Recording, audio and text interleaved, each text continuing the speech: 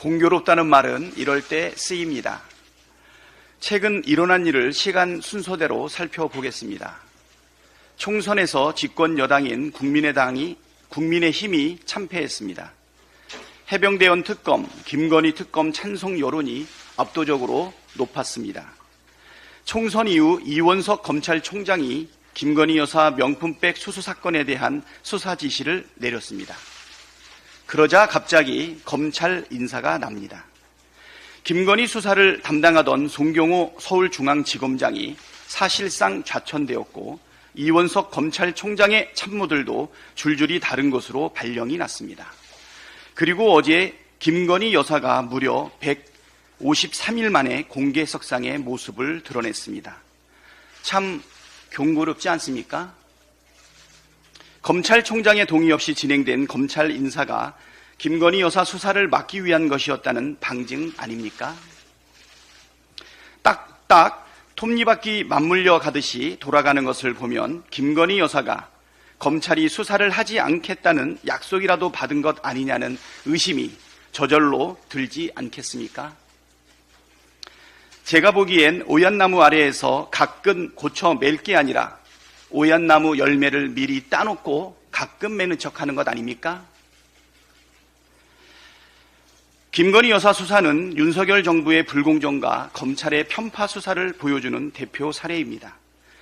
야당 대표와 야당 인사들에 대해서는 수백 회씩 제 집 드나들듯 수시로 압수수색하는 검찰이 대통령의 배우자의 굵직한 의혹들, 주가 조작, 명품백, 고속도로 노선 변경 특혜 의혹에 대해선 사실상 수사를 방치해 왔습니다. 대선 이후 단 한 차례도 소환이나 압수수색이 없었습니다. 대통령은 거부권까지 행사하며 노골적으로 배우자에 대한 비리 혐의 수사를 거부했습니다. 그러니 특검을 해야 한다는 여론이 높아지는 것입니다. 불공정으로 쌓아올린 권력은 모래에 의해 지은 성과 같습니다. 허물어지는 것은 시간 문제일 것입니다. 내일은 5.18 민주화운동 44주년입니다. 대한민국의 민주주의를 위해 희생하고 헌신하신 광주 시민들과 민주주의를 위해 싸워주신 모든 분들에게 존경의 마음을 담아 감사드립니다.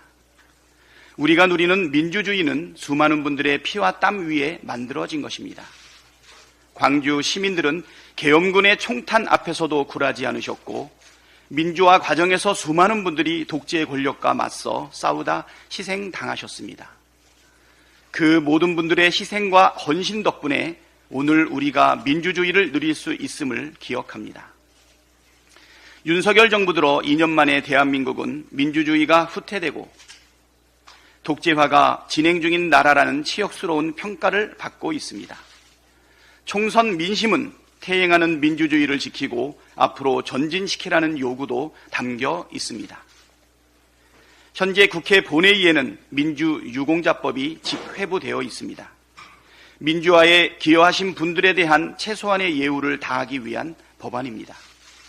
21대 국회 임기 내에 처리할 수 있도록 최선을 다하겠습니다. 또 하나, 5.18 민주화운동 정신을 헌법 전문에 담아내는 일도 서둘러야 합니다. 윤석열 대통령도 약속했던 바이고 국민의힘 지도부도 여러 차례 동의했던 만큼 더 이상 미루지 말고 22대 국회에서 처리될 수 있도록 속도를 내야 합니다. 민주유공자에 대한 예우를 다하고 헌법 전문에 5.18 정신을 담아내는 일에 국민의힘도 적극 협력하기를 기대합니다. 5.18 정신을 헌법 전문에 담는 것은 찬성하면서 민주유공자법은 반대한다는 것은 명백한 모순일 수밖에 없습니다. 민주유공자법에 대한 태도가 국민의힘의 진정성을 보여주는 지표가 될 것입니다. 국민의힘이 신용만 내지 말고 이번에는 제대로 국민의 뜻에 응답하기를 바랍니다.